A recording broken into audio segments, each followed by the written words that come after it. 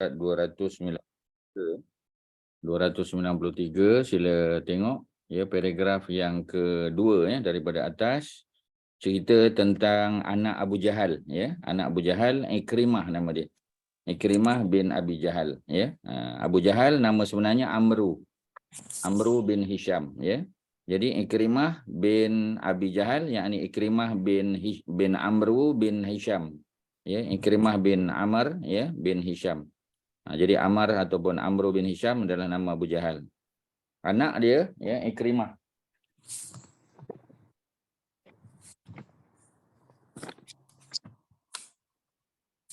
Anak dia Ikrimah ya bin Abu Jahal ya, beliau berkahwin dengan Ummu Hakim ya. Ummu Hakim isteri dia. Ummu Hakim bin Al-Haris bin Hisham ya. Al-Haris bin Hisham ni adik-beradik dengan Abu Jahal lah. Maknanya Ummu Hakim adalah sepupu kepada Ikrimah ni. Sebab bapa Ikrimah Abu Jahal tu dia adik-beradik dengan Al-Haris bin Hisham. Jadi mereka ya adalah sepupu, dan biasalah ya orang Arab terutamanya Quraisy ni mereka berkahwin sesama sepupu ya. Mereka kahwin sesama sepupu. Maknanya mereka sudah dijodohkan sejak kecil lagi lah. Ya, macam kita kata Nabi Muhammad SAW juga berkahwin dengan sepupunya, yakni siapa? Zainab binti Jahash. Ya, begitu juga dengan apa kita panggil ya, dengan apa ni, contohnya siapa ya? Contohnya adik kepada Saidina Umar ya. Fatimah binti Al-Khattab kahwin dengan Sa'id bin Zaid ya. Sa'id bin Zaid tu yang ke-10 di Jamin Syurga. Mereka juga adalah sepupu ya. Jadi biasalah masyarakat Arab ni kahwin sesama sepupu. Dan kebiasaannya sepupu yang mereka kahwin ini ya datang daripada contoh macam Nabi kahwin dengan Zainab ya. Zainab tu mak dia adalah mak saudara Nabi. Maknanya mak kepada Zainab Umaymah adik-beradik dengan bapa Nabi. Maksudnya yang berkahwin tu ialah adik-beradik lelaki perempuan ya.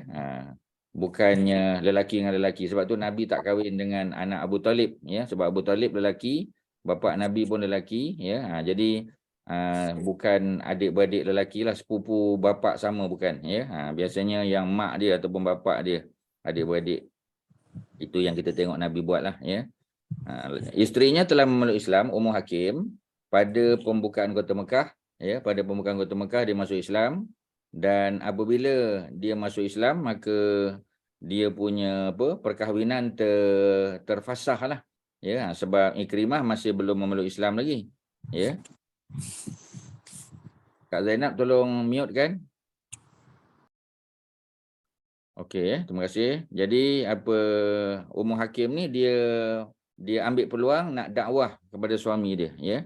Jadi beliau telah bertemu dengan Nabi ya. Ummu Hakim ni sebagai seorang isteri yang menyayangi suami dia ya. Dia tahu Ikrimah ni bukanlah jahat sangat ya, walaupun dari segi sejarah Ikrimah pernah membantu tentera Quraisy ya untuk membunuh tentera Islam, itu zaman jahiliah ya. Jadi Ummu Hakim ni ambil kesempatan bertemu dengan Nabi untuk mendapatkan jaminan keselamatan ya. Ini cara orang dulu ya. Jumpa dengan Nabi personally, bagi tahu suami saya ni sebenarnya bukanlah orang jahat sangat ya. Dia nak masuk Islam tapi ya mungkin dia malu ataupun dia rasa bersalah, maka dia nak melarikan diri ya. Jadi saya kalau boleh nak dapatkan jaminan keselamatan atau keamanan ya. Untuk saya jumpa dengan suami saya, bagi tahu bahawa Nabi telah maafkan dia ataupun dia berada dalam pelindungan isteri dia ya. Jadi dia jumpa dengan Nabi, Ummu Hakim ya. Kemudian dia cari suami dia. Suami dia pada masa itu dalam perjalanan nak naik kapal dah. Dia nak berlayar ke tempat lain, mungkin nak pergi ke Afrika sana ataupun ke tempat-tempat lain, menaiki kapal ya, merentasi Laut Merah. Jadi aku datang daripada seorang lelaki yang paling baik ya. Dia cerita tentang Nabi lah ni ya. Aku datang daripada Muhammad SAW, orang yang paling baik. Jangan kamu rosakkan dirimu. Aku telah meminta jaminan keamanan daripada Muhammad untukmu. Dengan itu Ikrimah pun pulang ke Mekah. Berjaya suami isteri dia pujuk dia.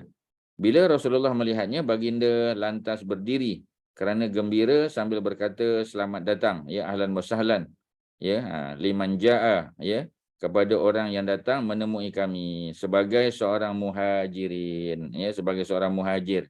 Jadi beliau telah berhijrah ya. Tapi bukan berhijrah daripada Mekah ke Madinah, tapi berhijrah daripada minal kufri ilal Islam. daripada kekufuran kepada Islam. Kemudian Ikrimah masuk Islam dan minta supaya Nabi meminta angkan ampun ke atas setiap permusuhan yang dilakukannya. Ya, dulu dia banyak buat salah. Ya, pernah terlibat dalam perang Uhud, bunuh ya umat Islam 70 sahabat Nabi terkorban, termasuklah apa ni Saidina Hamzah ya. Begitu juga apa ni siapa Mus'ab bin Umair ya dan beberapa sahabat lainlah ya yang terbunuh dalam perang Uhud. Jadi itu pun salah satu daripada apa kita panggil ya apa ni kejahatan lah yang pernah Ikrimah buat bersama dengan Khalid bin Al-Walid. Jadi Khalid dah masuk Islam ya, Ikrimah belum lagi. Inilah ya dia datang menyerahkan diri. Dan secara umum kita tahu orang yang masuk Islam ya walau besar mana pun kesalahan yang mereka buat ya kesalahan mereka telah diampun. Maknanya mereka tidak lagi dianggap bersalah ya tidak dijatuhkan hukuman bunuh ya macam Wahsy. Wahsy bunuh Hamzah dalam perang Uhud ya tapi dia bunuh dalam keadaan dia masih kafir. Jadi setelah dia masuk Islam ya kesalahannya diampunkan. Ya al-Islam yajubu ma qablahu. Ya Islam itu menghapuskan apa yang dibuat kesalahan yang dibuat pada masa silam. Jadi kita tak ambil tindakan bunuh balas pada dia tak. Ya jadi oleh kerana itu ya maka kesalahan besar mana pun termasuk membunuh dimaafkan tak jadi isu. Ya jadi memang Nabi dah apa Islam dah maafkan dia secara blanket lah. Selepas peristiwa itu Ikrimah tergolong di kalangan muslimin yang terpilih ya dan amat prihatin terhadap Islam. Terpilih ini kita panggil mukhlasin. Golongan mukhlas. Mukhlasin ya bukan mukhlisin. Kalau mukhlisin ya orang yang ikhlas. Mukhlasin orang yang terpilih, the chosen ya the chosen people. Mukhlasin. Jadi dia apa ni ada nota kaki di bawah ya Nabi lantik dia sebagai pengutip zakat ya kepada orang-orang Hawazin. Hawazin adalah mereka yang lawan Nabi dalam perang Hunain ya. Menyertai peperangan apa ni memerangi golongan murtad ya lawan dengan Musailamah Al-Kazzab dan beberapa apa ni peperangan lain sehingga dia syahid ya. Cuma isunya ialah dia syahid dalam perang apa itu yang menjadi isu ya ada yang kata dia syahid dalam peperangan Ajnadain ya Ajnadain ada yang kata dalam perang Yarmouk ya perang Yarmouk ni peperangan yang berlaku di Jordan ya ada tempat nama Yarmouk ya ada Universiti Yarmouk ya dan di situ ada apa ni makam para sahabat ya antaranya beberapa orang lah ya yang apa kita panggil ya yang mereka ini terkorban dalam perang Yarmouk dikatakan salah seorangnya adalah Ikrimah bin Abi Jahal. Ada juga yang kata dia terkorban dalam Marjuz Safar ya. Jadi ini semua apa kita panggil ya fakta yang belum dapat dijelaskan lagi lah ya. Ini berlaku pada tahun yang ke-13 atau 15. Jadi waktu dia syahid pun orang tak dapat pastikan sebab dulu bukan ada apa ni senarai lengkap ya database macam kita ada sekarang. Jadi ini disebut oleh Imam Ibnu Hajar dalam kitabnya Al-Isabah. Ya Al-Isabah ni kitab besar 8 jilid. Ya dalam bahasa Arab belum ada terjemahan ya ada sikitlah terjemahan dalam bahasa Indonesia ada tapi tak siap lagi ya jadi cerita tentang apa ni apa kita panggil tokoh-tokoh para sahabat Nabi ya jadi ada lebih daripada 100 ya lebih kurang 100,000 para sahabat Nabi ya yang namanya tercatat dalam kitab ni dan dia detail lah ya kita nak baca pun ya kadang-kadang malas nak baca ya sebab banyak sangat 8 jilid. Ya, dah hampir ya. Kalau tak salah Ustaz dah hampir siap lah. Keseluruhannya terjemahan dalam bahasa Indonesia dah ada dah. Ya, cepat orang Indonesia ni buat terjemahan. Ya, sebab mereka ada market ya. Sebab penduduk dia 280 juta. Ya, jadi 280 juta. Yang 80 juta tu pun lebih pada orang Malaysia lagi. Ya, ada 200 lebih juta. Yang Muslim kita kata ya, hampir 200 juta. Mana kalau dia buat buku terbit ya, cukup 1 juta orang beli pun dah cukup dah. Ya, kita di Malaysia payah. Nak dapat 1,000 orang beli pun payah tuan-tuan ya. Tu keadaan penerbitan buku di Malaysia ni. Sebab tu banyak kita kata penulis-penulis buku ni kurang bermotivasi lah ya. Sebab dia punya cakupannya tak ramai. Jadi apa kita panggil tak seperti mana di Indonesia lah ya. Dan buku-buku yang diterbit di sana pun ya kalau dijual di Malaysia pun laku juga sebab kita boleh baca. Orang Brunei boleh baca, orang Singapura boleh baca ya. Jadi ini dia punya perbezaan dia. Okey ya. Kemudian Habar bin Al-Aswad seorang lagi, dia lari dan bersembunyi apabila Nabi berada di Ji'ranah. Ji'ranah adalah salah satu daripada tempat mikot ya. Mikot bagi orang lelaki ya kalau dia sudah masuk ke mana? Dia sudah masuk ke Mekah ya. Dia datang daripada Madinah contoh, ya. Jadi dia akan buat umrah, ya. Katalah dia nak buat umrah untuk pak saudara dia, mak saudara dia yang telah meninggal dunia, ya. Jadi kita panggil umrah qada, ya, ataupun umrah badal, kita panggil umrah badal, ya. Qada ganti, ya. Ini umrah badal, ya. Jadi dia kena keluar ke tanah halal. Jadi kalau orang lelaki, ya, yang afdalnya Ji'ranah lah, kalau orang perempuan di Tan'im, ya. Boleh juga daripada Hudaibiyah, ya, kerana Nabi juga pernah, ya, masuk melalui Hudaibiyah tapi terhalang, ya, dalam perjanjian Hudaibiyah kita dah baca dah. Jadi Habar ini dia datang berjumpa Nabi sebagai seorang Islam dan berkata, "Ya Rasulullah, aku lari daripadamu, aku ingin bergabung dengan orang-orang bukan Arab." Ya, dari peringkat awalnya lah. Kemudian aku mengingati kepulanganmu, ya, kepulangan Nabi ke Mekah, hubungan yang engkau jaga dan kemaafanmu terhadap mereka yang jahil dengan dirimu. Maknanya orang yang tak masuk Islam ni, ya, dianggap orang yang jahil sebab dia tak kenal Nabi ni dari segi agama. Ya, dia kenal Nabi sebagai seorang manusia yang baik. Ya, Nabi ini sebagai seorang manusia yang bercakap benar, ya, yang amanah, ya. Tetapi dari segi agama tu dia jahil terhadap Nabi, ya. Jadi oleh kerana itu dia sekarang menyedari bahawasanya Nabi ini orang yang sepatutnya kita jangan lari daripada dia. Ya, kami dahulu adalah pendukung syirik, ya, penyembah berhala, maka Allah telah memberi hidayah kepada kami disebabkan oleh engkau dan menyelamatkan kami daripada kehinaan ataupun kebinasaan.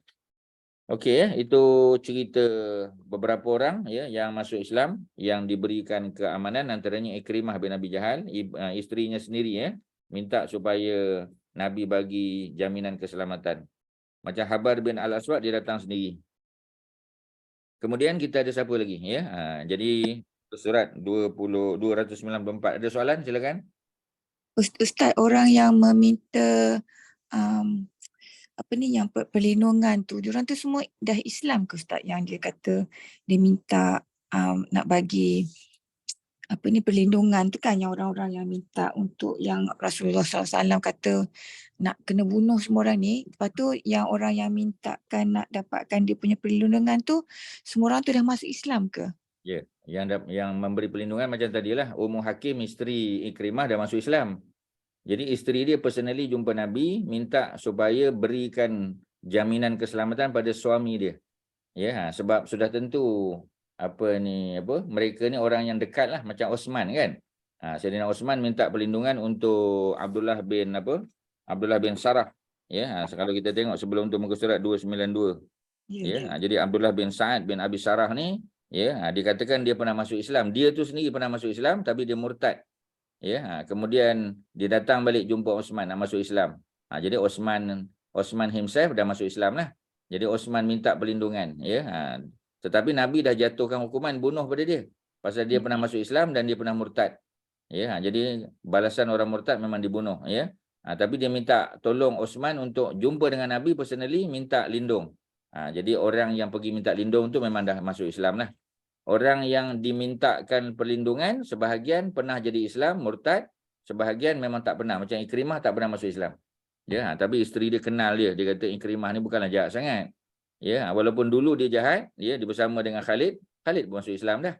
Ya, cuma dia tak ada tempat, ya, untuk berjumpa dengan Nabi secara personal sebab, ya, dia malu. Sebahagian orang-orang Quraisy ni dia malu dengan Nabi pasal dia pernah buat jahat.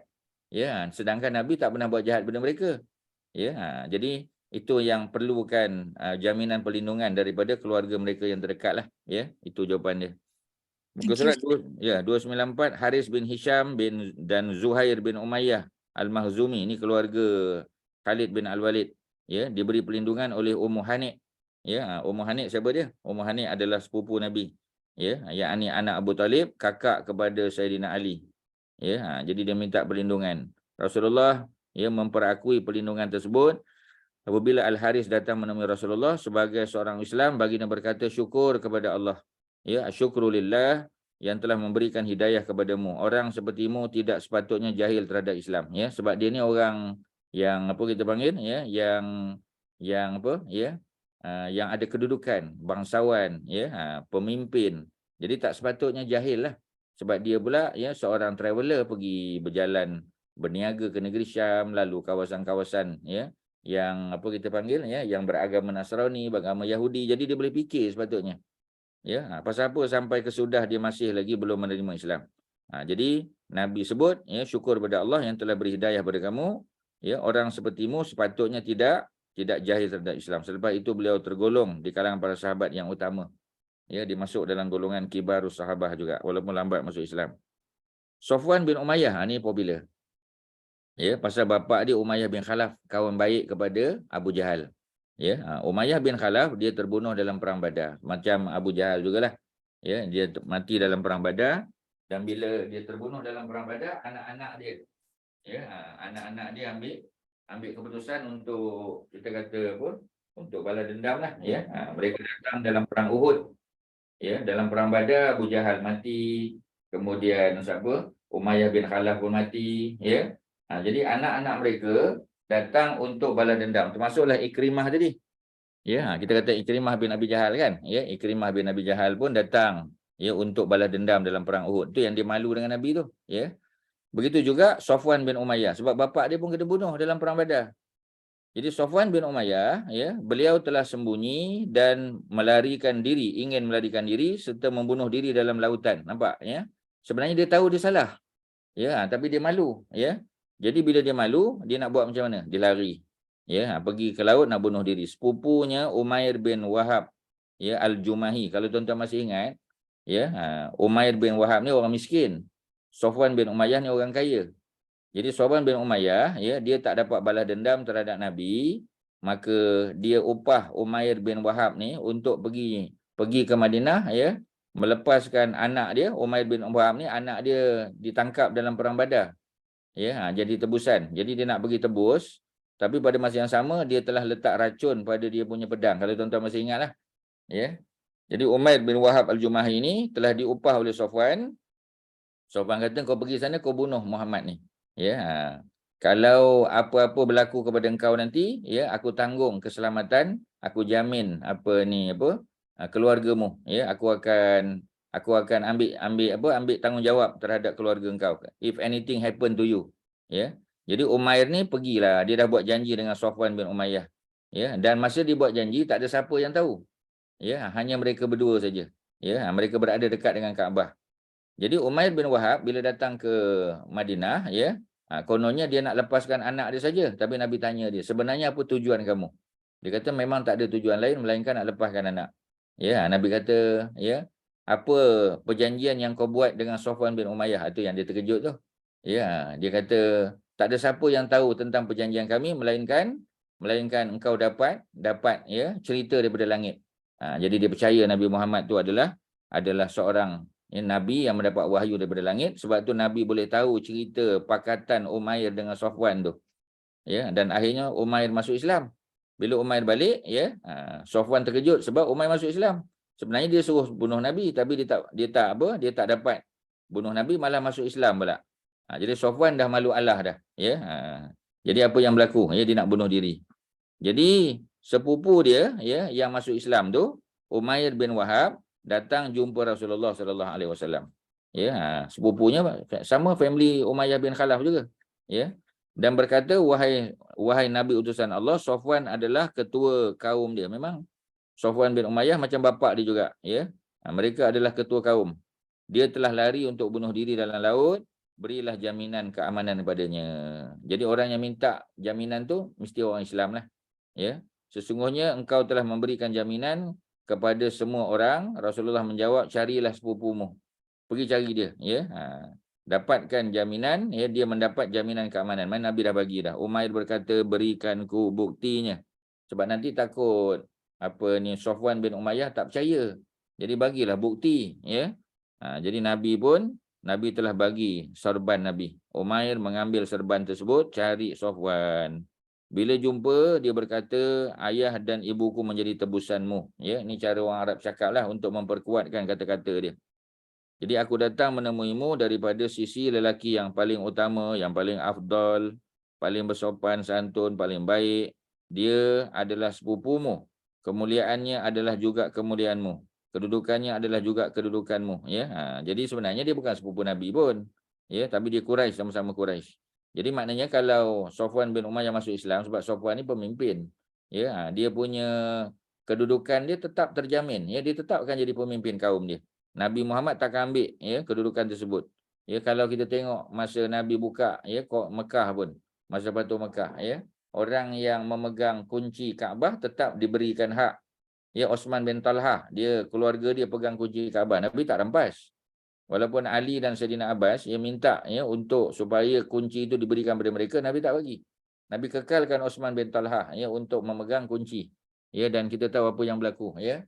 Yang berlaku ialah tetap, ya, dia punya kunci itu pada Osman bin Talha, dan Osman bin Talha akhirnya apa jadi? Ya, Osman bin Talha dia menerima Islam kerana dia melihat, ya, bagaimana Nabi telah apa? Bagaimana Nabi Muhammad sallallahu alaihi wasallam telah memuliakan keluarga dia.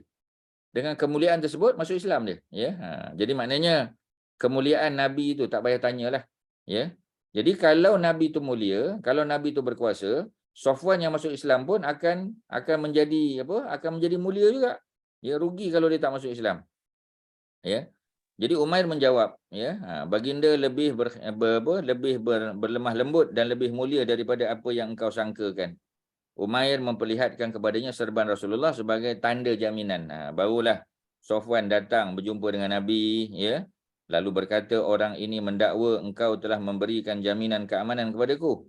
Baginda menjawab, benar. Safwan berkata, berilah kepadaku masa selama 2 bulan untuk aku membuat pilihan. Nak bagi pilihan lagi, ya, nak buat pilihan lagi. Rasulullah menjawab, engkau boleh membuat pilihan dalam masa 4 bulan. Dia minta 2, Nabi bagi 4.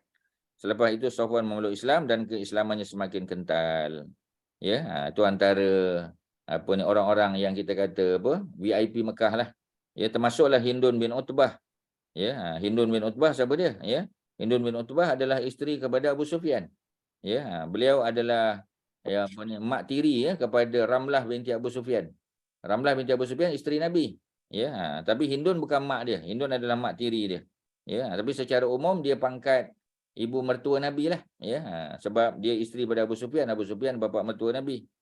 Jadi dia sembunyi dan kemudian datang meluk Islam. Beliau datang menemui Rasulullah dan baginda menyambutnya. Beliau berkata, wallahi, wahai Rasulullah, tidak ada di dalam dunia ni ahli keluarga yang aku mengharapkan ditimpa kehinaan kecuali ahli keluargamu sebelum dia masuk Islam. Ya, tak adalah yang aku minta apa kita panggil, ya, minta supaya dihina, minta supaya ditimpakan kehinaan, ya, melainkan keluargamu, Bani Hashim. Pada hari ini tidak ada ahli keluarga yang paling aku suka, paling aku hormati dan muliakan melebihi ahli keluargamu. Ya, sebab Bani Hashim dengan Bani apa? Dengan Bani apa kita panggil, Bani Umayyah ni rival. Ya, dulu kan, ya, masa Abdul Muttalib Datuk Nabi, ya, nak pegang jawatan Gubernur Mekah, ya. Begitu juga apa ni, Bani Umayyah ni, Umayyah tu sendiri minta, ya, dan mereka bertanding dan siapa yang kalah dibuang negeri selama 10 tahun, ya. Dan akhirnya Abdul Muttalib yang menang.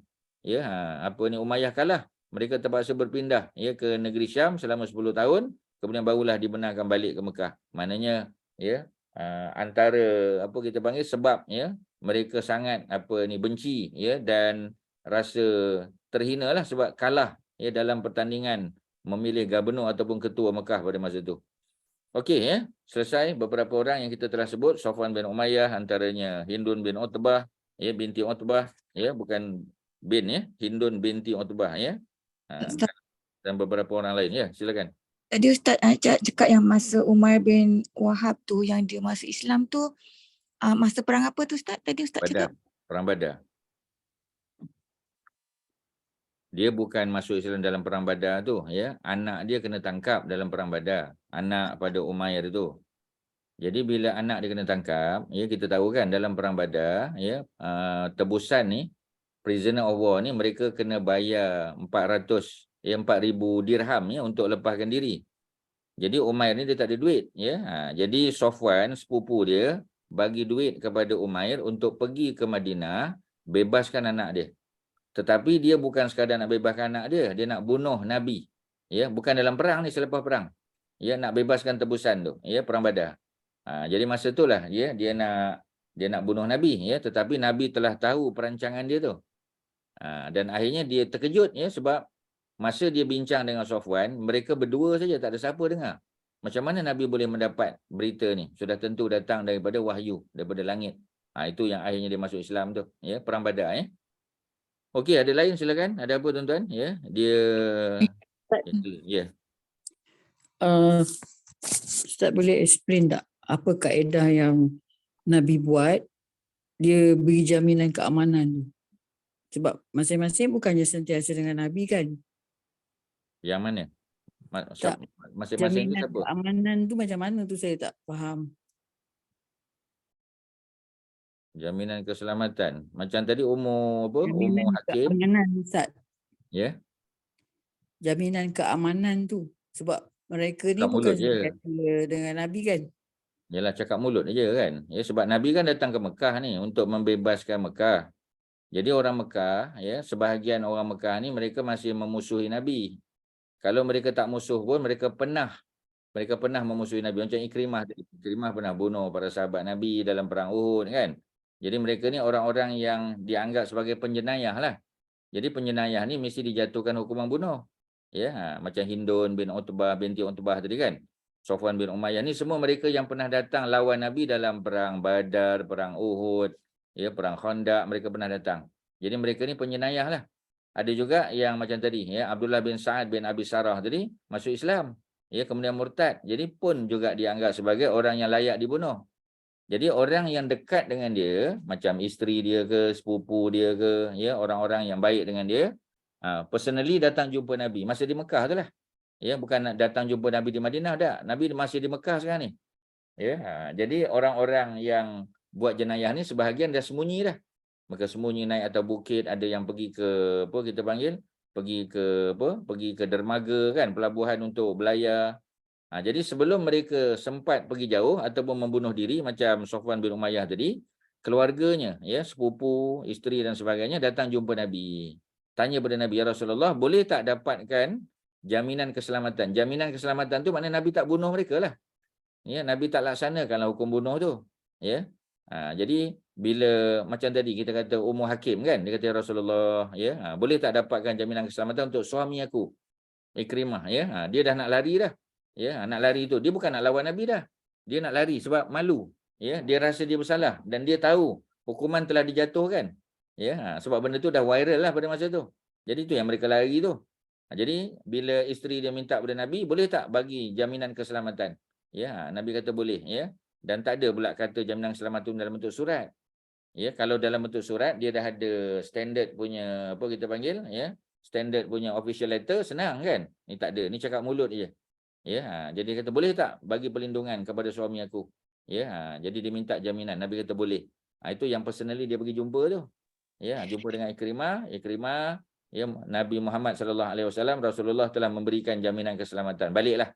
Engkau takkan dibunuh maknanya, ya. Jaminan keamanan tu maknanya jaminan keamanan daripada dibunuh, ya, ataupun dijatuhkan hukuman. Tu maksud dia. Boleh apa Kak Zainab? Boleh, terima kasih. Ya, sama. The question is that how would macam mana orang nak tahulah dapat jaminan ni sebab Cakap mulut je.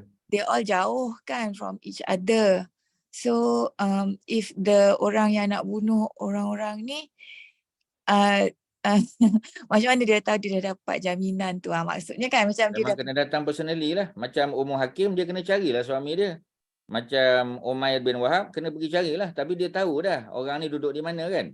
Orang ni sembunyi dekat pelabuhan dan nak pergi. Kan dua kan. Kalau Ummu Hakim tadi, jumpa Ikrimah pun dekat pelabuhan. Safwan bin Umayyah, ya, dia dah pergi ke laut. Jadi sebab tu Nabi kata pergi cari dia. Jadi at the same time, Nabi bagi tahulah kepada para sahabat Nabi bahawasanya kalau jumpa orang ni jangan bunuh. Peringkat awal tadi Nabi kata kalau jumpa Ikrimah bunuh, jumpa apa kita panggil Safwan bin Umayyah bunuh, jumpa. Dia dah ada senarai dia. Ya, masa peristiwa pembukaan Mekah tu dah ada senarai dah.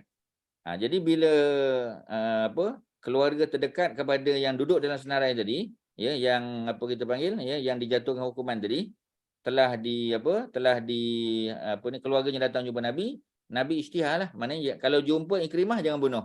Pasal aku dah bagi jaminan keselamatan. Jadi kalau ada sahabat Nabi yang jumpa pun dia takkan bunuh juga. Pasal jaminan tu dah datang daripada Nabi, ya. Of course dia tak macam sekarang kan. Sekarang kita boleh gunakan apa kita panggil, ya, media sosial lebih-lebih, ya, melalui radio, TV dan sebagainya kan. Dulu tak macam itulah. Ya, tapi alhamdulillah semua yang diberikan jaminan keselamatan tu selamat. Ya, mereka tak dibunuh, ya. Sebab dah ada cakap mulut daripada Nabi. Ya. Cuma macam Safwan tadi, ya, dia kita panggil, ya, dia mungkin tak percaya. Sebab tu bila Umair bin Wahab datang jumpa Nabi, dia kata boleh tak bagi jaminan keselamatan, jaminan keamanan? Boleh. Tapi aku nak something yang maknanya tak ada official letter. Kalau ada official letter senang. Ya, dia tak ada, cakap mulut je. Ya, boleh tak bagi sesuatu? Nabi kata ambil serban ni. Jadi pun dia ambil serban Nabi tu, bawa kepada Safwan bin Umayyah, bagi tahu, Safwan, kalau kau tak percaya, ni bukti dia. Ni serban Rasulullah dah ada pada aku. Macam itulah tuan-tuan. Dia cakap mulut je. Dia bukan official, ada surat, ya, ada pengisytiharan, tak ada. Ya, dia tak macam sekarang lah, ya. Okey, boleh, ya? Okey Ustaz. Ya. Dia tak ada black and white lah Ustaz Tak ada black and white. Mana ada surat? Ya, sebab kalau tidak, kalau ada black and white, tak payahlah bagi serban Nabi tu, ya. Dan orang yang minta sesuatu daripada Nabi tu bukan semua. Macam Ummu Hanik, ya, sebab Ummu Hanik ni isteri pada Ikrimah. Jadi sebab dia kenal suami dia kan. Cukup sekadar dijumpa dengan suami dia, dia kata Rasulullah telah maafkan kamu, telah bagi perlindungan. Marilah datang jumpa Nabi. Okey, dia percaya. Tapi kalau Safwan bin Umayyah dengan Umair, ya, sebab Umair bin Wahab dah masuk Islam satu, dan Safwan ni memang dia marah dekat Umair ni. Pasal Umair ni dulu dia upah untuk bunuh Nabi, tapi dia tak buat. Umair masuk Islam. Ya, bila dia masuk Islam, apa yang berlaku? Ya, Safwan tak nak berkawan dah dengan dia, walaupun tak mengaku sepupu. Ya, kalau kita baca balik dia punya cerita kan, apa yang berlaku? Ya, yang berlaku Umair kena buat sesuatu, kena ada bukti, ada proof bahawasanya memang Nabi dah maafkan. Macam mana nak buat? Itu yang bagi serban tu. Maknanya lain orang, lain kes dia, lain cara dia handle. Okey tuan-tuan, interesting ya benda ni, sebab zaman kita tak ada macam tu. Ya, kecuali official letter lah. Ya, contoh ya, kita kata orang yang dijatuhkan hukuman, kita kata dead or alive, ya, wanted, dead or alive, ya. Kalau siapa dapat tangkap dia, ada dapat habuan. Ya, dapat kita panggil, dapat bounty, ya, RM50,000 contoh kita kata. Ya, jadi dah ada kan iklan di mana-mana. Ya, kita boleh je batalkan. Sebab kita ada media sosial, ada TV, ya, dan sebagainya. Tapi dulu tak ada. Ya, tapi perkataan Nabi itu cepat merebak sebab para sahabat ni, macam itulah kelebihan dia. Ya, Nabi cakap, ya, sahabat sampai mulut ke mulut dah. Ya, memang macam tu. Mana kalau jumpa jangan bunuh. Sebab peringkat awal Nabi dah isytihar, mereka ni patutnya dibunuh. Ya, jadi memang very unofficial lah. Ya, tapi cakap Nabi itu terpakai. Okey ya, kedatangan Ka'ab bin Zuhair. Ka'ab bin Zuhair, ya. Nak tanya, tapi soalan biasa-biasa je lah. Apa tu yang peristiwa ni semua masa pembukaan Kota Mekah kan? Ya, Lepas tu betul. yang tadi tu Ustaz cakap Hindun bin Utbah tu dia bersembunyi semua tu, ada satu peristiwa yang famous tu, dia cakap dekat Rasulullah pasal suami dia tu kedekut tu, masa ni atau masa bila Ustaz? Selepas Nabi buat ucapan. Nanti Nabi buat ucapan di Bukit Safa, ya. Jadi Hindun datang, ya. Hindun binti Utbah datang jumpa dengan Nabi dan dia cerita, ya, suami dia seorang yang kedekut. Ya, jadi suami dia, ya, tapi dia tersebut nama Abu Sufyan. Mula-mula dia sebut suami saja. Ya, suami dia ni Syahih. Dia tak kata bakhil, dia kata Syahih. Syahih ni atas pada bakhil lagi. Ya, jadi dia tersebut nama Abu Sufyan. Jadi bila dia tersebut nama Abu Sufyan, Nabi tahulah ini Utbah isteri Abu Sufyan. Ini Hindun isteri Abu Sufyan. Itu yang Nabi kata khuzi min amwalihi, ya. Ambil daripada hartanya ma yakfiki wa waladi, ya. Apa yang wa waladiki, ya, ma yakfiki wa waladaki. Ambillah harta suamimu Abu Sufyan sekadar yang mencukupkan keperluan kau dan anak-anak kamu, ya. Sebab dia komplain. Dia kata Abu Sufyan ni kita panggil orang yang syahih, ya, orang yang kedekut kita kata, ya. Dan Nabi selesaikan masalah dia. Itu masa pembukaan Kota Mekah juga. Ya, ini nanti masa Nabi buat ucapan lah. Ya. Tapi tu selepas yang dia kata dia harapkan kehinaan kecuali yang dia punya skrip yang ni lah ya Ustaz ya. Mungkin lah ya, sebab dia tak ada cerita detail kan. Sebab Ustaz tahu tuan-tuan dan puan-puan nakkan pendetailan. Hari Isnin apa berlaku, hari Selasa berlaku, hari Rabu tak mampulah, ya. Kitab sirah ulama besar pun tak mampu buat macam tu. Ya, ustaz pun sekadar apa yang kita baca je lah. Ya, walaupun Ustaz baca juga daripada beberapa kitab lain, ya, tetapi macam tadilah, susunan sebenar tu kita tak tahu. Ya, yang mana satu. Cuma dari segi logik, dah tentulah Hindun tu dimaafkan dulu. Ya, bila dia dimaafkan, diberi jaminan keselamatan, ya, kita kata, barulah nanti bila Nabi buat ucapan alu-aluan, ya, barulah dia datang. Ya, datang untuk mengadu ke masalah yang dihadapi dengan Abu Sufyan. Kalau dari segi logiknya macam itulah sepatutnya, ya. Lebih pada tu tak mampu nak jawab, ya, sekadar tu saja. Okey, ya. Terima kasih atas soalan Ka'ab bin Zuhair. Beliau adalah penyair. Ya, jadi beliau ni seorang penyair yang memang hebatlah. Ya, malah dia punya syair menang dalam pertandingan tahunan deklamasi syair dan digantung, ya, dia punya syair tadi di tembok Kaabah tu. Ya, jadi dia sudah terkenal dengan kemahiran bercakap dia, ya. Jadi dia kata apa? Apabila dunia ini terasa sempit, tidak mendapati sesiapa yang ingin melindunginya, ya, dia datang ke Madinah selepas Rasulullah pulang ke sana lalu memeluk Islam, ya. Jadi yang ni kes selepas tu, ya. Sebab apa? Ya, sebab dia tak sempat datang ke Mekah, dia datang ke Madinah.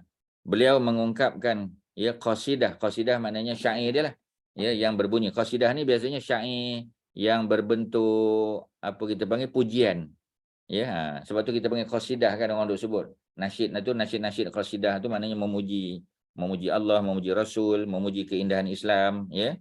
Dia kata apa? Setiap teman yang menjadi harapanku berkata, aku sibuk dan tidak ada masa melayanmu.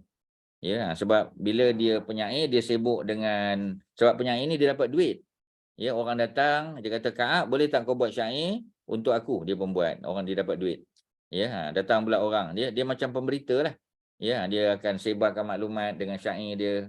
Ya, dia akan terlibat dalam peperangan antara kabilah, ya, untuk memberi motivasi, semangat dan sebagainya. Maknanya dia orang ni sibuk. Jadi bila dia sibuk, dia tak ada masa nak layan Nabi. Tak ada masa untuk datang jumpa dengan Nabi. Aku jawab, biarkan aku, tiada ayah bagimu. Setiap takdir Ar-Rahman pasti akan berlaku. Jadi orang Arab ni biasa tak sebut nama-nama sifat Tuhan ni? Biasa. Termasuk Ar-Rahman. Setiap anak yang bersembunyi, sekalipun bertahun lama, suatu hari tetap akan tertangkap juga. Ya, dia kata macam tu. Macam tadilah, ya. Macam kita kata Safwan bin Umayyah. Patutnya sembunyi sudahlah. Buat apa nak bunuh diri? Sebab dia tahu dah. Satu hari nanti, dia punya tempat persembunyian akan terdedah juga. Ya, termasuk Ikrimah tadi. Sebab apa dia nak lari? Pergi ke Yaman sebagai contoh. Ya, naik kapal tadi. Kerana dia malu dengan Nabi. Dan dia tahu kalau dia duduk Mekah, lama-lama orang akan tahu di mana dia duduk. Aku diberitahu Rasulullah SAW, ya, menjanjikanku, kemudian daripada Rasulullah diharapkan. Tunggu, ya, Allah pemberi Al-Quran memberikan petunjuk, ya, Al-Quran yang di dalamnya terdapat hidayah dan penjelasan. Ni qasidah dia lah, ya. Mungkin kita baca bahasa Melayu tak apa sedap, ya, kena baca tengok teks Arab dia. Di dalam qasidah ini beliau memuji Rasulullah dengan mengatakan Rasul adalah pedang yang menerangi, ya. Disebut pedang Muhammad di antara pedang Allah yang terhunus. Apabila Ka'ab menyebut rangkap ini, Rasulullah menghadiahkan kain selimutnya kepada Ka'ab. Kain selimut tu kita panggil ghutrah, ya. Ghutrah tu boleh jadi kain serban, boleh dibuat selimut, ya, kalau sejuk boleh dijadikan sebagai hamparan, ya, dan boleh juga dijadikan sebagai apa, ya, sebagai naik unta untuk, ya, pukul unta tu supaya unta tu laju sikit, ya. Dan kain selimut ni dia tidaklah seperti mana kita panggil ya, alat yang boleh melukakan binatang tadi, ya. Dia lembut, ya. Manakala Wahsy yang bunuh Hamzah dalam perang Uhud, beliau memeluk Islam dan keislamannya semakin kuat. Kebanyakannya macam tu sebab mereka rasa bersalah. Ya, sebab dah buat onar, dah lawan Nabi dulu. Jadi bila mereka dapat peluang masuk Islam, Nabi maafkan, ya, mereka mula memperbaiki diri. Ya, dan dia punya komitmen pada agama tu makin tinggi. Rasulullah SAW menerima keislamannya. Dua orang anak Abu Lahab, yakni Utbah, ya, dan juga Mu'attib, ya, yang seorang lagi kalau ingat Utbah ni kahwin dengan Ruqayyah, ya, kemudian dia ada seorang lagi Utaibah kahwin dengan Ummu Kulsum, ya. Mu'attib adik-beradik mereka juga. Utbah tu, ya, dia sayang dengan Ruqayyah, tapi dah bapak dia suruh cerai, dia cerailah. Tapi dia tak boleh kahwin dengan Ruqayyah dah sebab Nabi dah kahwin dengan Ruqayyah dengan Sayyidina Uthman, ya. Dan Ruqayyah juga sudah meninggal masa peperangan Badar, ya, selepas perang Badar kan, ya, Nabi dapat berita bila berita kemenangan tu diketahui oleh orang Mekah, orang Madinah, Ya, orang Madinah kata, Anas kata, pada masa kami menerima berita gembira daripada Badar, pada waktu itu kami sedang meratakan kubur Ruqayyah. Ruqayyah baru meninggal kerana sakit itulah. Ya, sakit apa kita panggil, sakit cacar ya, apa sakit itu? Yang apa Kak Mariatun, apa sakit ni kita sebut gitu?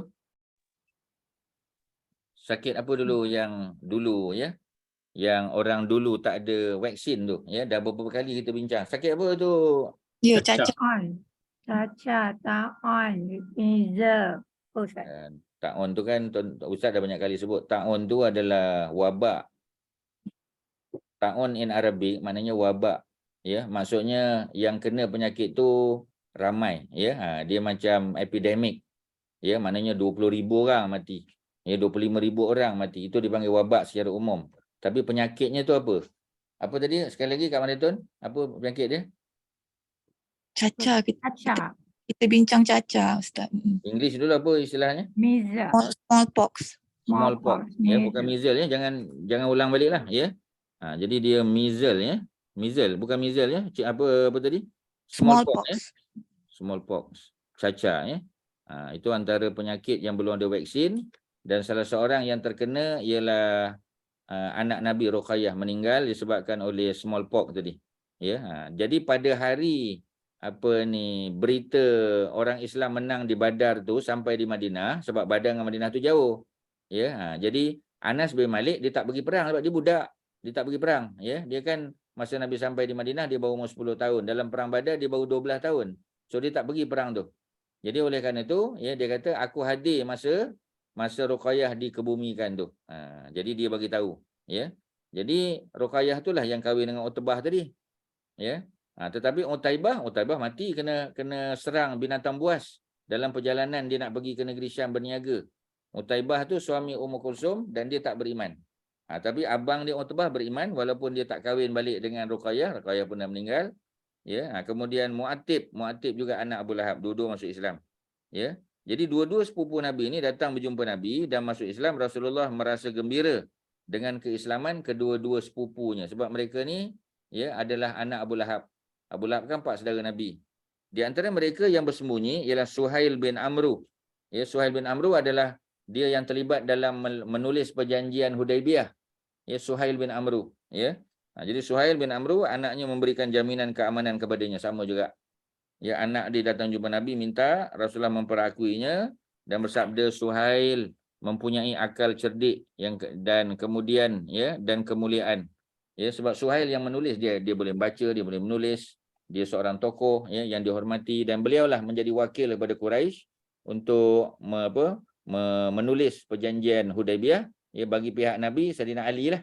Ya, Sayyidina Ali penulis wahyu, Sayyidina Ali jadi Nabi punya penulis surat dan sebagainya. Ya, bagi pihak Quraisy adalah Suhail bin Amru. Tidak ada orang seperti Suhail yang jahil terhadap Islam. Dia tahu sebenarnya kebenaran tu. Tapi macam tadilah malu Allah. Apabila kata-kata tersebut diketahui oleh Suhail, dia berkata, wallahi dia adalah orang baik ketika kecil, ya, maknanya Muhammad, dan baik ketika dewasa. Selepas itu beliau memeluk Islam, masuk juga, ya. Jadi mereka ni adalah tokoh-tokoh yang diberi peluang ya oleh Nabi untuk dimaafkan dan akhirnya mereka menjadi ya muslim yang terpilih, ya. Okey, kemudian ada bai'ah an-nisa. Bai'ah an-nisa ialah perjanjian ya taat setia yang dibuat oleh Nabi ya apa kita panggil daripada kaum lelaki dan juga bai'ah dengan kaum perempuan. Sebab apa dipanggil bai'atun nisa? Bukan untuk perempuan saja, lelaki pun sama. Kerana dia tidak termasuk perjanjian untuk mempertahankan Nabi dalam peperangan. Dia secara umum saja ya. Contohnya dalam bai'ah tu tak boleh syirik pada Allah, lelaki perempuan sama, tak boleh syirik. Ya. Tidak boleh mencuri, tidak boleh berzina, tidak boleh membunuh anak-anak, tidak mengada-ngadakan fitnah di antara tangan dan kaki mereka dengan sengaja. Ya, tak boleh buat. Sebab orang Arab ni terkenal dengan buat pengakuan palsu. Ya, mereka jadi saksi palsu. Dan tidak mengingkari Rasulullah dalam perkara kebaikan. Jadi dia punya substance ya ataupun konten dalam perjanjian tu hanya yang bersifat macam tadi saja. Ya, mana jangan mencuri, jangan minum arak, minum arak tak masuk. Minum arak tu kemudian lagi. Ya, jangan bunuh anak, jangan syirik ya. Kemudian Rasulullah mengarahkan supaya melaungkan azan di atas Kaabah. Ya, inilah permulaan lahirnya Islam di Kaabah, ya, maknanya di atas Kaabah tu Bilal bin Rabah lah. Kalau tuan-tuan tengok cerita apa The Message, ya, lakonan Anthony Quinn, ya, jadi yang berlakon sebagai Bilal bin Rabah tu panjat Kaabah tu. Ya, di YouTube pun ada, tuan-tuan boleh tengok. Dia panjat Kaabah, dia azan daripada atas Kaabah, ya.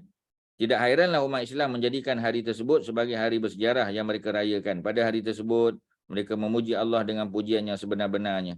Disebabkan nikmat dan pertolongan besar yang Allah telah bagi kepada umat Islam. Rasulullah SAW tinggal di Mekah selepas pembukaan kota Mekah selama 18 hari. Ya, Nabi tak terus duduk di Mekah. Nabi hanya duduk 18 hari sebelum Nabi pulang ke Madinah. Ya, dan Nabi mengqasar solat. Ya, inilah dia punya dalil dia. Ya, Nabi qasar salat selama 18 hari. Sebab ini perang. Ya, ini kan perang ni. Masa datang tu Nabi dengan tentera 10,000 tentera. Ya, kemudian berlaku perang Hunain, ya. Kemudian apa kita panggil berlaku perang Taif tu semua. Ya, kita kata berlaku ketika Nabi di Mekah, tapi secara apa? Secara apa kita panggil, ya, konsistennya Nabi duduk 18 hari. 18 hari itu Nabi masih mengqasar solat, ya, sebab Nabi datang untuk misi peperangan, untuk membebaskan Mekah. Walaupun tak perang di Mekah, tapi ada juga tentangan daripada budak-budak muda kan. Mereka tengok Khalid, mereka marah dengan Khalid sebab Khalid dulu ketua mereka. Mereka nak lawan Khalid, ya. Ada juga pertempuran dan mati juga beberapa orang di kalangan sahabat Nabi. Di kalangan tentera musuh pun mati juga. Jadi ada juga berlaku pertempuran. Ya, walaupun sebenarnya tak boleh di tanah haram ni. Ya, tapi berlaku juga. Ya, berlaku tu bagi umat Islam, mereka tidak menyerang, mereka mempertahankan diri. Jadi oleh kerana kedatangan tu, ya, untuk tujuan peperangan, itu yang duduk 18 hari, duduk 20 hari, duduk sebulan pun boleh mengqasar. Pasal apa tidak disebut jamak? Pasal apa qasar saja? Itu soalan dia. Apa Shirin? Pasal apa tak disebut jamak dan qasar? Pasal apa sebut qasar saja? Kerana apa? Apa jawapan dia? Dia nak itu apa? Nak jumpa Allah. Boleh guna perkataan jumpa Allah ke, Ustaz? Banyak macam bertemu Allah. Ya, menghadap Allah kan dalam setiap waktu kan? Ya. Kalau kita jamak, kita jumpa 3 kali je. Zuhur Asar kita dah join, ya. Maghrib Isyak kita dah jamak kan. Tapi kalau kita sembahyang setiap waktu cuma ambil qasar, itu kita boleh bertemu dengan Allah, berjumpa Allah, menghadap Allah sebanyak 5 kali. Ya, sebab tu disebut qasar, tidak disebut jamak. Tetapi dalam perjalanan, sebab Nabi dah sampai, bila sampai masih boleh tak qasar? Boleh. Boleh tak jamak pun boleh. Tapi Nabi lebih suka mengqasar tanpa jamak. Melainkan dalam perjalanan, ya, masih lagi apa kita panggil on the move, ya. Kalau on the move memang jamak dan qasar lah. Itu beza dia, ya. Ada soalan silakan, ada apa nak tanya? Ustaz, kenapa Nabi tak lakukan solat khauf? Solat khauf tu berlaku, ya. Ketika apa kita panggil, ya. Ketika Khalid nak bunuh, ya. Tu peringkat apa kita panggil, peringkat bila tu, ya, masa peperangan masa perjanjian Hudaibiyah tu. Khalid tak masuk Islam lagi, ni tahun 8 Khalid dah masuk. Ya, solat khauf tu telah berlaku, ya, telah ada. Tetapi macam tadilah, ya, keadaan masa Nabi datang dengan para sahabat dalam peristiwa Hudaibiyah, Nabi 1,500 orang, dengan keadaan Nabi sampai dalam pembukaan kota Mekah ni berbeza. Ya, dalam Hudaibiyah, masa Hudaibiyah nak buat umrah, ya, musuh masih lagi menganggap Nabi datangnya untuk berperang dan mereka nak lawan. Ya, tetapi dalam pembukaan kota Mekah, musuh tak lawan. Ya, sebab orang Islam datang 10,000, Abu Sufyan pun tak buat apa. Ya, keadaannya berbeza. Ya, sebab tu dalam peristiwa masa datang untuk umrah Hudaibiyah tu, ya, diperkenalkan solatul khauf dan Nabi buat. Sebab musuh memang mencari peluang untuk membunuh. Tapi dalam peristiwa pembukaan kota Mekah, hal yang sama tak berlaku. Ya, musuh bukan mencari-cari peluang untuk bunuh, tak. Jadi tak perlu dilakukan solatul khauf pada masa tu. Beza keadaan dia. Ya. Okey, ada lain silakan. Ada, tak ada, ya. Jadi kalau tak ada, balik pada cerita tadi, Nabi duduk 18 hari, ya. Jadi dah ada riwayat sebut Nabi duduk 20. Ya, 20 hari, ya. Macam mana kita kira? Ini dalam Bulughul Maram kita dah bincang dulu. 18 hari itu maknanya solid 18 hari duduk. Kalau campur hari masuk, ya, jadi 19 hari. Kalau masuk hari keluar, jadi 20 hari. Ya, jadi yang mana betul? Ya, 20 hari pun betul, 19 pun betul, 18 pun betul, ikut kita kira yang macam mana. Ya, cara kita kira. Ya, jadi dua-dua, tiga-tiga tu betul. Jadi Nabi Qasar baginda melantik ya Attab bin Asid, ya, ada nota kaki di bawah. Ya, dia daripada keluarga Abdul Syam, daripada keluarga Umayyah juga, sebab Mekah pada masa itu kan mereka berada di bawah apa kita panggil, ya, di bawah, okey, Syirin kata 19 hari, ya. Jadi kalau 19 hari maknanya total 21 lah. 19 hari duduk tetap, ya, 20 hari masuk, 21 hari keluar, ya. Jadi kalau lebih tepat kita kata 21 lah. Ya, itu dalam Ar-Rahiqul Maktum macam yang di-share oleh Syirin, ya. Terima kasih. 21, ya. Jadi betulkanlah, ya, bukan 18, 19. Ya, lebih tepat. Sebab The Seal Nectar lagi reliable lah. Ya, sebab dia buku yang lebih moden, lebih baru. Ya, buku ni juga zaman kita, ya, tapi dia lebih lama. The Seal Nectar tu yang terpakai sampai sekarang, ya. Melainkan ada pembetulan daripada daripada buku yang lain, ya. Antara buku tu ialah buku apa kita panggil, ya, sirah, ya, sirah, apa nama kitab dia, kejap lagi, ya, tak ambil.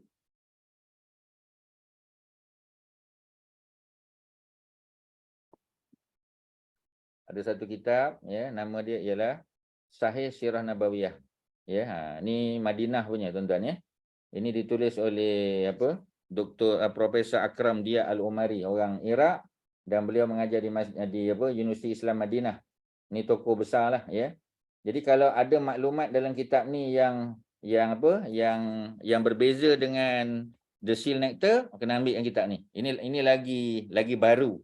Ya, lagi baru dan lagi komprehensif. Itulah, ya, ilmu tu macam itulah, tuan-tuan, ya. Dulu kita anggap The Seal Nectar tu dah cukup, ya. Rupanya ada lagi. Ya, tapi tak apalah, ya, itu ustaz yang buat homework. Ya, untuk pengetahuan saja, untuk tuan-tuan dan puan-puan, ya. Kitab ni Sahih Sirah Nabawiyah ni ustaz mengajar untuk grup kita panggil, ya, grup TM, ya, TM, ya.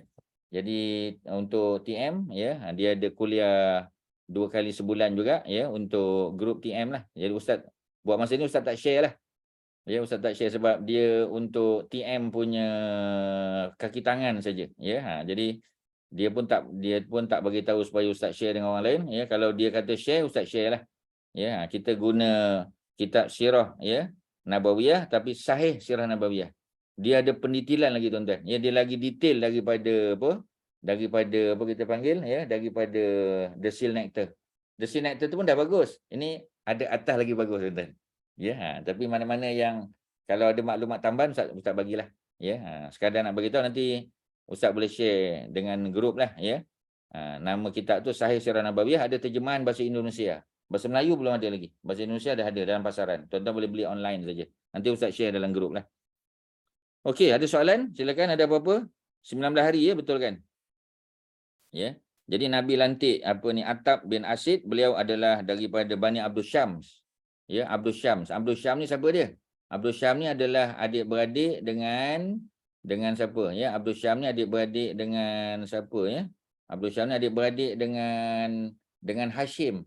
Ya, Nabi punya moyang Hashim, ya, Nabi punya moyang kan, sebab Nabi Muhammad bin Abdullah, Abdullah bin Abdul Muttalib bin Hashim, moyang Nabi.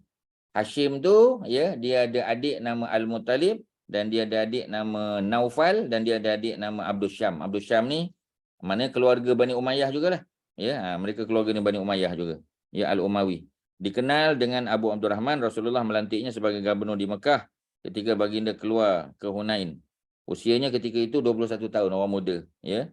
Bersikap keras terhadap mereka yang ragu-ragu dan berlembut terhadap mukmin. Beliau berkata, wallahi, sekiranya aku mengetahui mereka yang tidak menghadiri solat, ya, aku akan penggal tengkuknya. Memang dia tegaslah, ya. Sesungguhnya hanya orang munafik yang tidak menghadiri solat. Pelantikan tersebut berterusan sehingga beliau meninggal dunia ketika pemerintahan Umar pada tahun yang ke-23 Hijrah, ya. Jadi Nabi buka kota Mekah tahun yang ke-8. Ya, tahun yang ke-8, ya. 8, 9, 10. Ya, maknanya ada 13, 14, 15 tahun lah. Ya, lebih kurang 15 tahun dia menjadi gubernur ya di Mekah sampailah kepada zaman siapa? Zaman Saidina Umar. Ya, dia masih lagi. Ya, jadi ketika pemerintahan Saidina Umar pada tahun 23 dia masih lagi menjadi gubernur. Ya. Jadi tapi dia apa kita panggil ya tak jadi gubernur pun sebab meninggal dunia. Kalau dia tak meninggal, kalau dia masih hidup mungkin zaman Osman pun masih dia lagi ya sebab Nabi yang lantik. Okey ya, itu cerita Attab bin Asid sebagai pemerintah di Mekah, dibayar gaji 1 dirham satu hari. 1 dirham ya, 1 dirham lebih kurang RM30 lah. Ya, dia fluctuate juga antara 20 hingga RM30 duit Malaysia. Ya. Jadi dia dia punya bayaran pada masa tu ya, zaman tu kan RM30 besarlah. Ya, Attab berkata semoga Allah tidak mengenyangkan perut lapar yang mendapat 1 dirham sehari. Ya, jadi maksudnya ya, jumlah 1 dirham tu sebenarnya tak cukup. Ya, tapi dia pun doa semoga Allah tidak mengenyangkan ya. Ataupun sebaliknya kita boleh tengok ya. 1 dirham tu lebih daripada cukup. Ya, tapi dia minta supaya Allah tidak mengenyangkan perut lapar yang mendapat 1 dirham sehari ya. Maknanya dia masih kuat berpuasa lah walaupun dia ada kemampuan untuk berbelanja ya. Itu kalau ustaz boleh tengok daripada perspektif yang berbeza sikitlah. Ya Kak Suharti ya. Apa pandangan Kak Suharti yang bawah tu? Semoga Allah tidak mengenyangkan perut lapar yang mendapat 1 dirham. Maknanya that 1 dirham is enough or not? No, it's not enough. Not enough ya. Yeah. Apa orang lain punya pandangan macam mana? Ya. And I think dia khawatir kalau dia dapat banyak, nanti dia macam terlebih lah kan Ustaz. Dia baik terkurang kalau kita dapat kalau kita sebab sahabat dulu kan dia baik lebih kurang daripada lebih lah kan. So I thought that was the meaning of this ayat lah. Tapi kalau dia ada way around pun boleh juga. Dia ada way around pun boleh juga. Ya boleh sebenarnya. Ya. 1 dirham tu dah lebih daripada cukup bagi dia pada masa tu. Sebab tu dia kata semoga Allah tidak mengenyangkan. Ya, maknanya 1 dirham tu dah cukup dah. Tapi semoga Allah tidak mengenyangkan perut lapar. Selama ni dia berlapar sebab tak dapat. Sebelum ni dia bukan pemimpin. Ya, mungkin dia tak dapat 1 dirham satu hari. Tapi bila dia jadi pemimpin Mekah, gubernur, ya, dia dapat 1 dirham dan that 1 dirham is more than enough. Ya, tapi dia masih mengharap supaya 1 dirham tu tidak menyebabkan dia kenyang daripada kelaparan. Ya, boleh juga tengok macam tu. Macam Kak Suhati cakap pun tak salah. Ya, sebab memang para sahabat ni dia zuhud kan. Dia puasa walaupun dia jadi gubernur macam siapa kita panggil Salman Al-Farisi dan sebagainya. Ya, jadi maknanya ada 2 kemungkinan. Yang mana satu lebih betul, lebih tepat, Allah Maha tahulah. Dia jawapan macam tu lebih senang. Okey, ada lain silakan. Ada apa-apa? Tak ada. Menghancurkan berhala Al-Uzza. Ya, ini antara benda-benda yang dibuatlah. Ya, Suwa, Al-Manat dan sebagainya. Pada hari kelima Rasulullah di Mekah, hari kelima, baginda, ya. Ini peperangan ni lepas perjanjian Hudaibiyah diingkari lah kan Ustaz.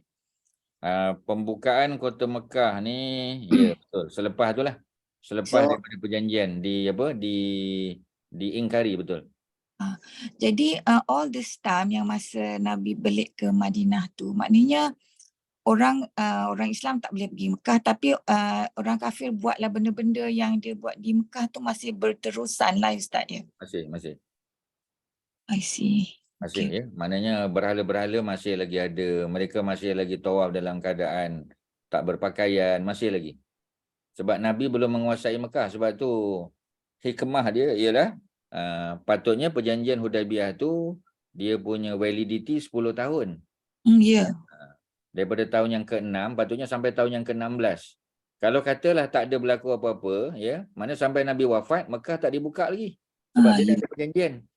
Ya, Betul. tengok hikmah dia kan. Hikmah dia ialah apabila perjanjian Hudaibiyah tu diingkari oleh pihak musuh, oleh Quraisy, maka adalah ruang dan peluang untuk Nabi dan para sahabat membebaskan Mekah tu.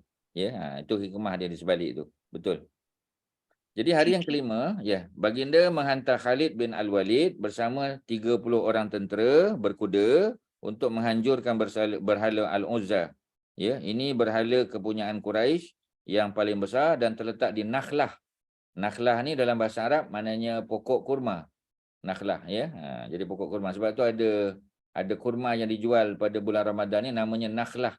Tumur an-nakhlah dipanggil, ya. Maknanya kurma nakhlah. Ya, nama tempat. Ya, Nakhlah ni adalah satu tempat di dekat dengan Mekah.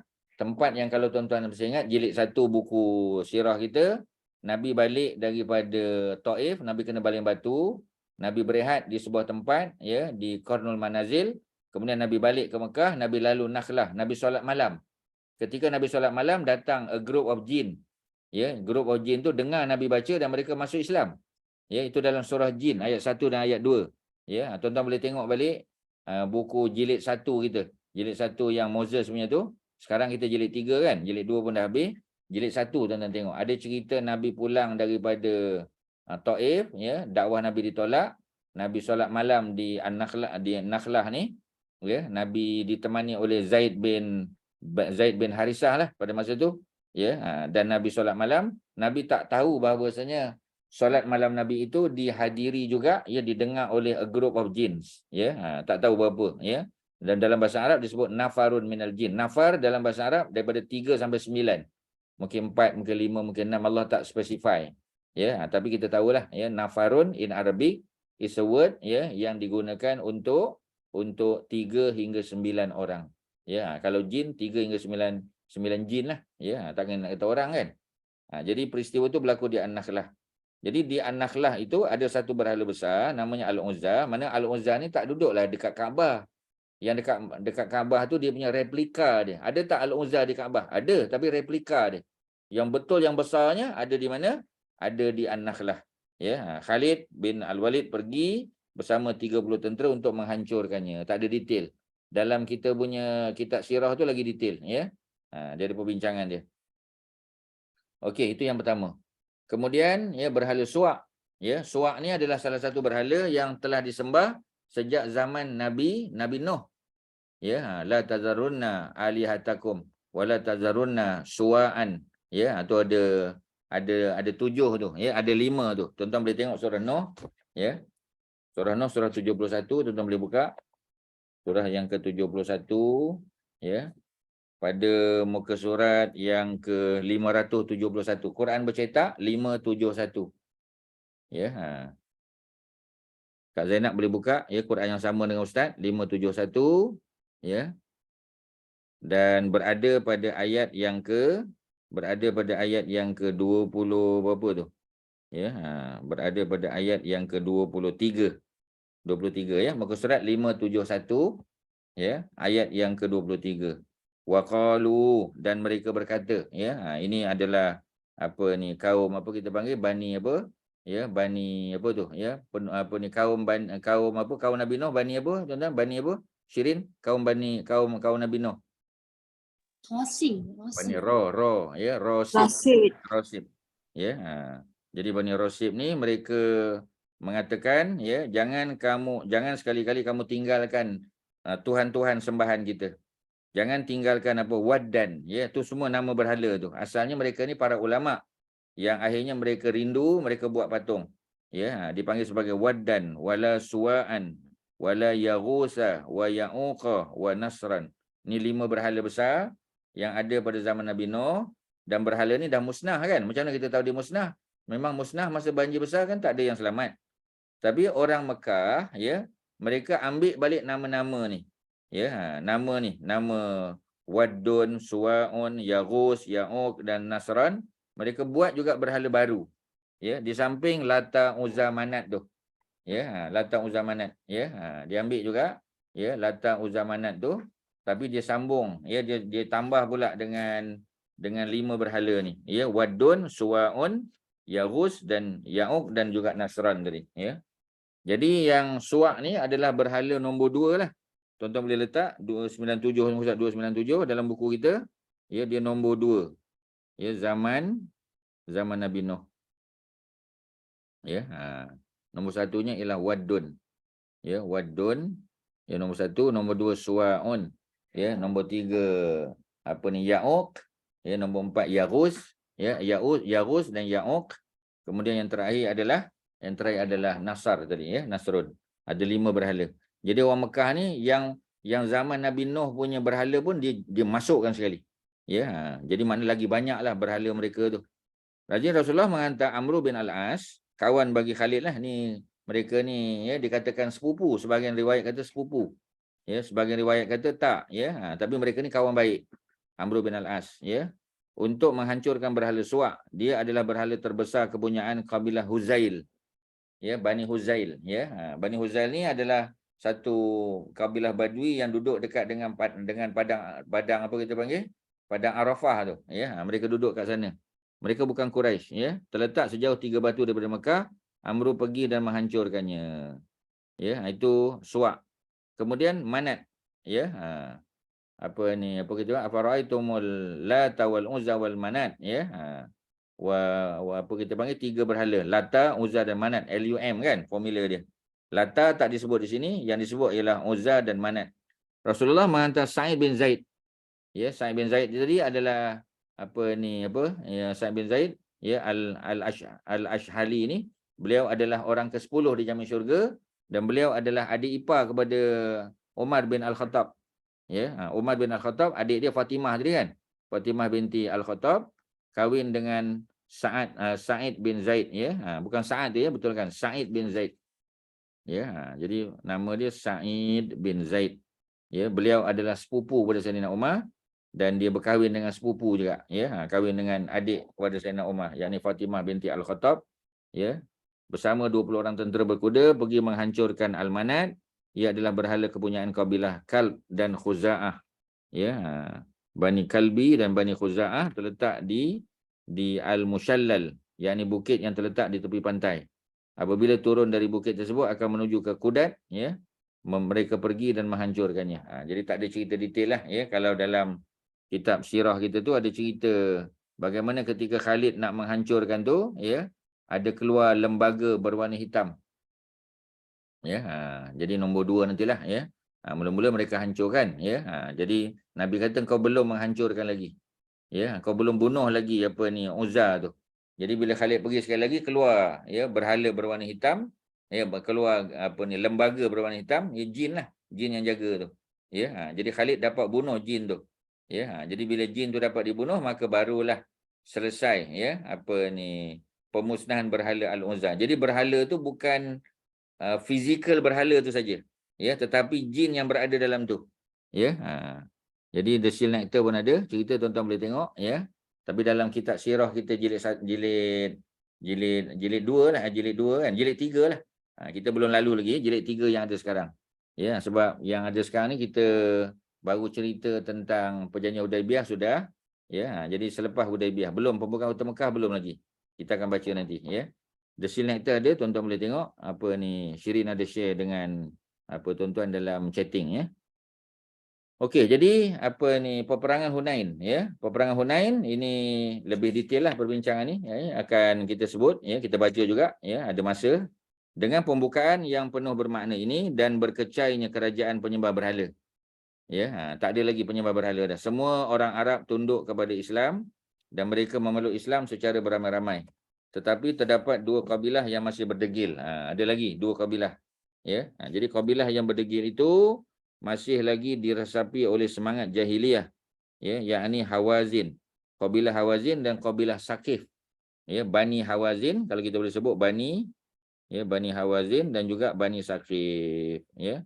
Jadi Bani Hawazin dekat Hunain, Bani Saqif di Taif.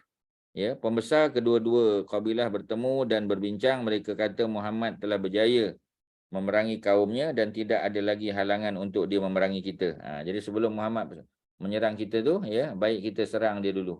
Ya, itu dia punya hujah dia lah. Okey, tuan-tuan, ya. Jadi apa yang boleh kita sebut di sini? Yang boleh kita sebut ialah yang lain semua dah masuk Islam dah, melainkan 2 ni, ya. Jadi oleh itu hendaklah kita terlebih dahulu memerangi dia. Jadi dia ambil tindakan proaktif, ya, untuk lancarkan serangan, ya. Dan mereka melantik seorang panglima tentera baru namanya Malik bin Auf, ya, An-Nasri sebagai ketua. Daripada kabilah yang bergabung, mereka dapat mengumpulkan bilangan tentera yang ramai. Di antara yang bersama mereka ialah Bani Sa'ad bin Bakar. Ya, Bani Sa'ad bin Bakar memang selama ni, ya, mereka tak menyokong Islam pun. Ketika bayi Rasulullah menyusu dengan perempuan Bani ini. Tapi itulah yang kita kata pelik tu. Ya, sebab Halimah Sa'diyah ya, di kalangan mereka keluarga susuan Nabi ya, daripada Bani Sa'ad bin Bakar. Tapi macam tadilah, hidayah ni milik Allah ya, mereka tak beriman lagi. Jadi di kalangan mereka ya, ada Duraid bin Shimt yang terkenal dengan pandangan yang bernas. Beliau adalah ketua tentera panglima perang yang lalu ya. Jadi beliau ni apa kita panggil ya? Beliau ni orang yang diberi amanah untuk menjadi ketua tentera dulu. Tapi dia dah tua, dah buta ya. Jadi mereka tak lantik dia lah. Dia lantik orang lain pula ya, Malik bin Auf. Disebabkan usianya yang tua, dia hanya memberikan pandangan dalam peperangan ini saja. Dia tak terlibat lah. Malik bin Auf mengarahkan tenteranya supaya membawa anak isteri dan harta benda bersama. Jadi nak pergi perang tu bawa harta benda, anak isteri bawa sekali. Apabila Duraid mengetahui arahan tersebut, dia bertanya kepada Malik mengenai sebab tindakan dia tu. Apa sebab bawa keluarga, bawa harta ni? Malik jawab, aku suruh mereka membawa harta benda dan anak isteri untuk diletakkan di belakang. Bukan letak di depan.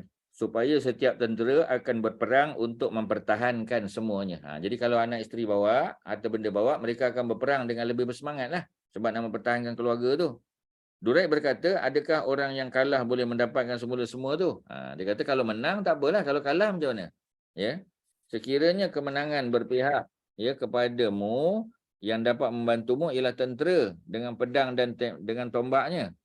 Sekiranya kamu kalah, harta dan keluarga kamu semua akan menerima akibat. Ya, Malik tidak dapat menerima cadangan itu. Dia telah meletakkan barisan perempuan di belakang tentera yang berjuang. Kemudian diikuti oleh unta, lembu, kambing. Ya, ini dilakukan supaya tidak ada seorang tentera pun yang akan melarikan diri. Jadi dia punya idea itu baguslah. Ya, secara umumnya bagus. Ya, supaya tentera tak lari. Sebab anak isteri dia kalau nak lari dia kena bawa anak isteri dia sekali. Jadi dia kena berperang bermati-matian. Bila Nabi mendapat berita bahawa kabilah Hawazin dan Saqif bersiap sedia untuk memeranginya, ya, maka muslimin bersepakat untuk keluar. Jumlah yang datang daripada Madinah asalnya 10,000. Ya, sebab datang 10,000 sebab tu tak ada tak ada penentangan daripada orang Mekah. Orang Mekah pun tak sanggup. Abu Sufyan bila tengok kabilah ni, kabilah tu, ya, malam pula dinyalakan api, cuba kita bayangkan. Ya, nampak hebat, nampak gah. Ya, tentera Islam pada masa tu. Jadi oleh kerana itu mereka tak berani, ya, tak perlu solatul khauf lah sebab mereka tak kacau pun, ya. Jadi oleh kerana itu, ya, patutnya jumlah tentera 10,000 tapi sekarang dah jadi 12,000. Daripada mana datang 2,000 ni? Jadi 2,000 ni daripada penduduk Mekah, ya, yang masuk Islam, baru masuk Islam, yang Nabi maafkan ketika Nabi buat ucapan di Bukit Safa. Ya, bila mereka tanya, ya, bila Nabi tanya, apakah hukuman yang aku akan kenakan pada kamu? Ya, mereka kata yang kami tahu Muhammad ni orang baik, bapa dia orang baik, memang keluarga dia orang baik-baik. Tidak ada yang keluar daripada mereka ni melainkan yang baik saja. Nabi maafkan mereka lah. Ya, Nabi tak buat tindakan, ya, yang lebih pada tu. Tindakan Nabi tu macam tindakan Nabi Yusuf, ya, ketika memaafkan abang-abang dia. La tasriba alaikumul yaum. Pada hari ini tidak ada tindakan, ya, keras terhadap kamu. Walaupun dulu kamu telah mengkhianati Yusuf, ya, kalau dalam konteks Nabi, walaupun dulu mereka telah meludah Nabi, memijak tengkuk Nabi ketika solat, ya, mereka jerut leher Nabi, ya, mereka mengata Nabi dengan berbagai tuduhan, gila lah, apalah, ya. Tapi Nabi tak ambil tindakan. Antum tulaqa, kamu semua dibebaskan dan 2,000 orang masuk Islam.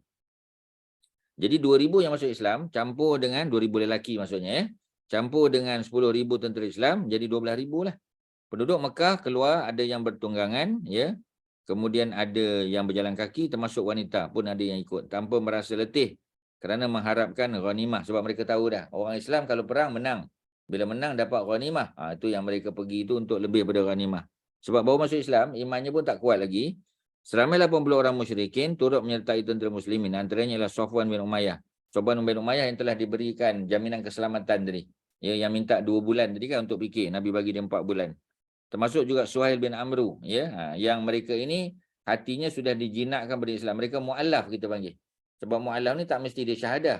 Ya, kalau nampak cenderung pada Islam pun kita dah boleh panggil dia mu'allaf, ya. Mu'allafatu qulubihim, ya. Mu'allafati qulubuhum, ya. Apabila tentera muslimin menghampiri kawasan musuh, Rasulullah menyusun saf, mengadakan beberapa panji Muhajirin, Ali bin Abi Thalib yang pegang. Khazraj, ya, Hubab bin Al-Munzir, ya, Aus oleh Usaid bin Hudair, ya, Usaid bin Hudair, bukan Hudir, Hudair, ya, ada A kat tengah-tengah tu, Hudhair, Hudair, ya, ada tertinggal A kat situ. Usaid bin Hudair ni semua pemimpin Aus lah, ya, antara yang awal masuk Islam kan, masa Mus'ab bin Umair pergi ke sana berdakwah. Kabilah-kabilah Arab yang lain juga diserahkan panji-panji masing-masing. Kemudian Rasulullah menunggang baralnya. Nabi naik baral. Baral ni apa? Ya, baral ni ialah apa kita panggil, ya, dia punya hybrid, ya, daripada kuda campur dengan keldai, ya. Jadi kuda, ya. Dia katakan kalau bapaknya kuda, maknya keldai, maka dapat baral. Ya, wallahualam, kena cek balik lah. Ya, ajaran syariah kena cek lah nanti betul ke, ya. Tapi itu Ustaz, maklumat yang Ustaz dapat lah, ya.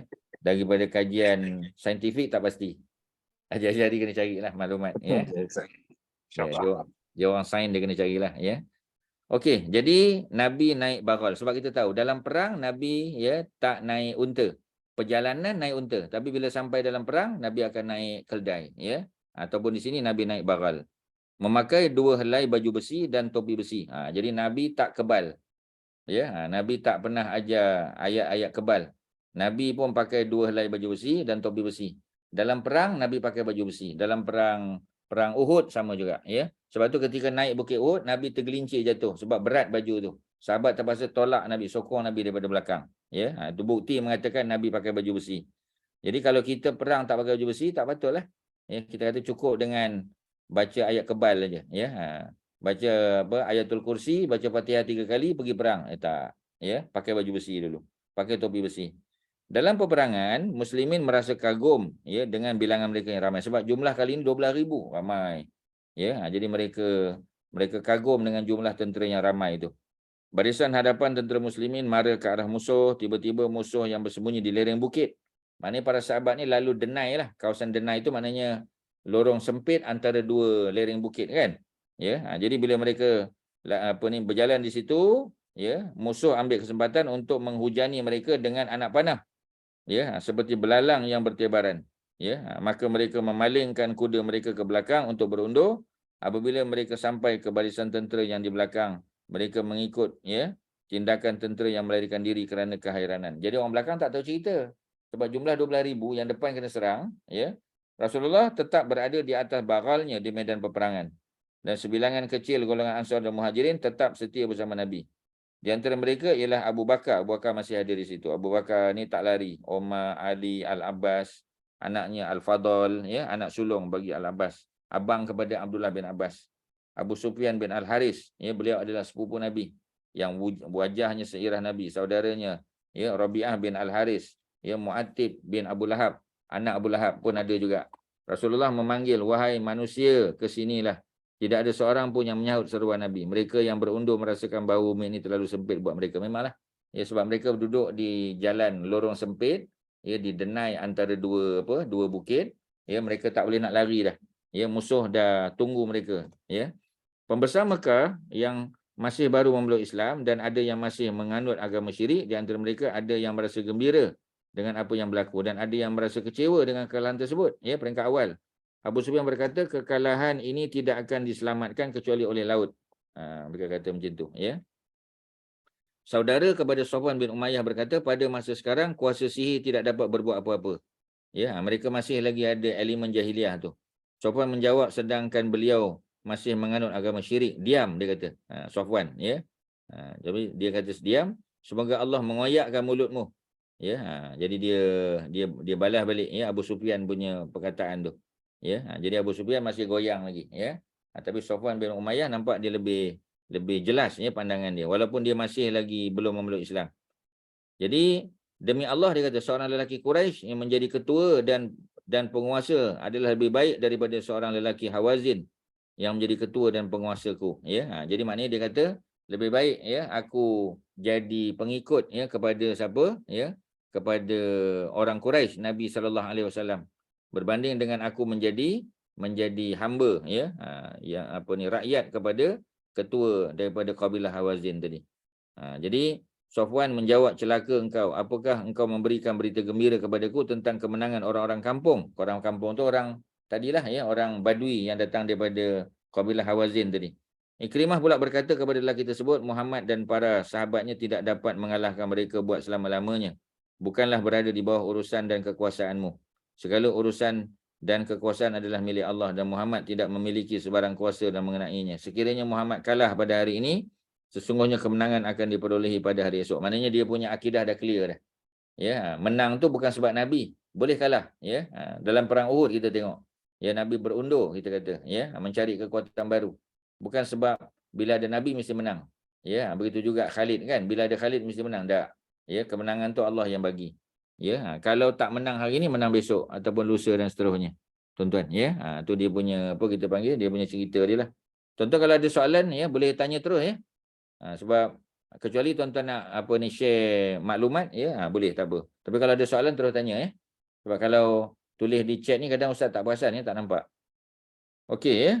Wahai Abu Yazid, kita sebelum ini tidak mempunyai apa-apa dan kita pula tidak berakal ya. Maknanya bukan tak ada akal tapi tak boleh nak mikir secara jelas. Kita menyembah batu yang tidak memberikan sebarang mudarat dan manfaat. Sebahagian tentera yang merasa kalah telah melarikan diri sampai ke Mekah. Sedangkan ya pada masa yang sama Rasulullah tetap bertahan. Aku adalah seorang Nabi, ia bukan pembohongan. Akulah anak Abdul Muttalib. Ya, jadi Nabi masukkan juga elemen kabilah kat sini. Kemudian baginda mengarahkan Al-Abbas. Ya, apa ni, seorang yang bersuara kuat. Al-Abbas ialah bapa saudara Nabi. Ya, beza umur 3 tahun. Ya, jadi apa yang berlaku? Ya, yang berlaku ialah dia buat apa ni apa? Dia gunakan suaranya yang kuat tu. Ya. Panggillah orang-orang Ansar, wahai Abbas. Beliau berteriak, wahai orang-orang Ansar. Ya ma'syaral Ansar. Ya, wahai mereka yang memberikan bai'ah Ridwan. Ada 1,500 orang. Suara tersebut didengar oleh mereka yang berada di Medan. Dan orang-orang Ansar ya, menyahutnya. Kami sambut seruanmu. Kami sambut seruanmu. Setiap mereka ingin memalingkan arah untanya tetapi tidak dapat berbuat demikian. Kerana dihalang oleh ramai tentera yang bertempiaran. Sebab jalan tu sempit ya, dapat denai kan. Dengan itu mereka mencapai baju besi dan diletakkan di leher, pedang ya, dan perisai serta turun dari unta. Mereka meninggalkan unta dan menuju ke arah suara yang memanggil tadi. Suara Sayyidina Abbas tadi ya. Dan mereka diseru berkumpul bersama Rasulullah. Allah telah menurunkan ketenangan kepada Rasulullah. Allah telah menurunkan ya, anzalallahu sakinatan ya ala qulubihim. Allah turunkan ketenangan pada hati mereka. Dan golongan mukmin serta tentera yang mereka tidak dapat melihatnya ya. Tidak dapat melihat ni atau pertolongan daripada malaikat lah tuan-tuan. Okey, ada apa? Sampai setakat ni ada apa soalan? Silakan. Dalam chat tu ada apa tu? Cerita pasal apa tu? Ya, ada apa-apa? Silakan. Dalam chat tu cerita apa tu? Tak berapa nampak, kecil. Oh, cerita baral tadi ya. Oh, Haji Asy'ari dah dapat dah. Bacakan apa Haji Asy'ari? Baral tu pasal baral tu silakan. Baca balik. Haji Asy'ari. Tuan-tuan, tolong baca balik. Tak over clear hari ni. Baral refers to a male donkey in Arabic. Males, on the other hand, are a hybrid breed resulting from the crossbreeding of a male donkey and a female horse. Oh, maknanya donkey tu yang male ya. Jadi ada mule, ada satu baral ya. Baral refer to a male donkey ya. Dia mesti male lah baral ni ya. Mesti jantan ya. Mule tadi yang gabungan tadi ya. Mana bapa dia donkey ya, mak dia kuda ya. Okey. Okey, apa lagi ya? Male donkey and female horse. Ya. Dia gabungan antara jantan apa kaldai jantan dan apa ni kuda. Tak betul ke berat baju besi Nabi 200 kilo? 200 kilo mungkin tak lah. Ya, itu rasanya berlebih-lebihan tu, exaggerated. Takkan 200 kilo kan? Ya. 200 kilo besar mana kita kata, ya. Tubuh kita pun ya berapa, takkan baju besi itu lebih berat daripada badan kita kan? Tak munasabah. Kalau ustaz tak munasabah lah. Ya, 200 kilo ya. Pedang Nabi 180 kilogram. Wallahualam, ustaz tak berani nak komen lah benda ni. Ya, tapi setakat yang kita tengok taklah. Ustaz pernah tengok pedang Rasulullah tapi setakat yang ustaz tengok tak sampailah 180 tu. Ya, takkan berat sangat kan? Ya. Itu berat sangat tu, ya. Okey, lain ada apa? Tuan-tuan dan puan-puan, ya, dah pukul 1 dah, Zuhur kita awal, ya. Mungkin kita boleh habiskan sikit, ya. Muslimin melancarkan serangan bersepadu menentang musuh, ya. Musuh rasa takut, melarikan diri, tidak tentu arah, ya, tanpa menghiraukan harta benda dan anak isteri mereka. Memanglah seperti mana yang disebut oleh Duraid tadi kan. Ya, Duraid tadi dah bagi tahu dah, kalau kamu menang tak apalah, tapi kalau kamu kalah, ya, anak isteri kamu macam mana, ya. Jadi dia cakap dia tu betul, ya. Jadi musuh lari, ada yang dikejar, ya, ada yang berjaya dibunuh dan ada yang berjaya ditawan. Muslimin menawan anak isteri mereka. Dan ramai di kalangan tentera musuh yang turut ditawan, ya. Ada yang berjaya melarikan diri. Pada hari tersebut Khalid bin Al-Walid mendapat luka parah, ya. Khalid parah, ya, dan ramai di kalangan musyrikin Mekah memeluk Islam apabila melihat pemeliharaan Allah terhadap orang Islam. Jadi bila Allah bantu, jadi orang bukan Islam dia, ya, ataupun orang yang belum masuk Islam tu, ya, musyrikin, ya, mereka akhirnya masuk Islam juga setelah melihat bantuan Allah. Apa yang berlaku dalam perang ini, ya, memberikan pengajaran yang penting. Dalam peperangan ini tentera Islam disertai oleh ramai orang musyrikin. Ada, ya, gabungan orang musyrikin, ada Arab Badui. Mereka yang baru masuk Islam, imannya tak kuat lagi, ya. Bagi mereka Islam menang atau kalah adalah sama saja, tak ada beza, ya. Dengan ini tentera muslimin menghadapi kekalahan pada awal peperangan. Kekalahan tersebut hampir menjadi kenyataan kalaulah tidak disebabkan oleh kelebihan yang Allah bagi kepada orang Islam. Oleh itu tidak sepatutnya tentera muslimin disertai kecuali oleh mereka yang hatinya benar-benar ikhlas. Ya, kita dah belajar dalam peperangan antara Talut dan Jalut, ya.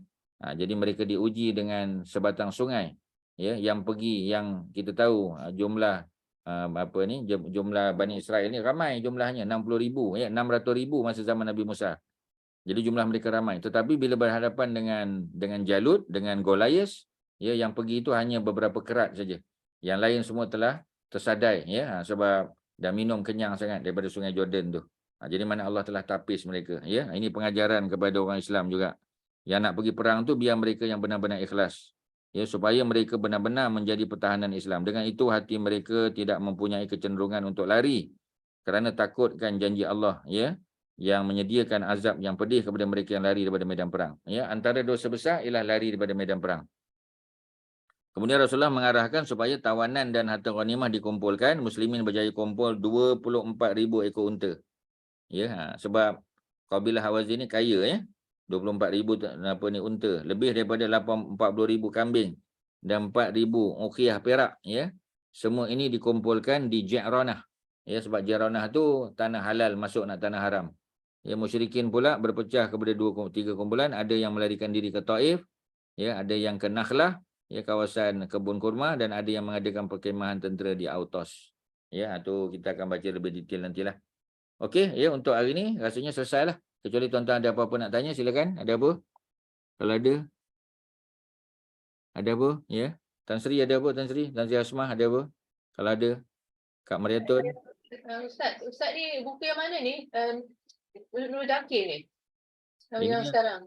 Yang Ustaz guna sekarang. Tan Sri first time join ke ni? First time.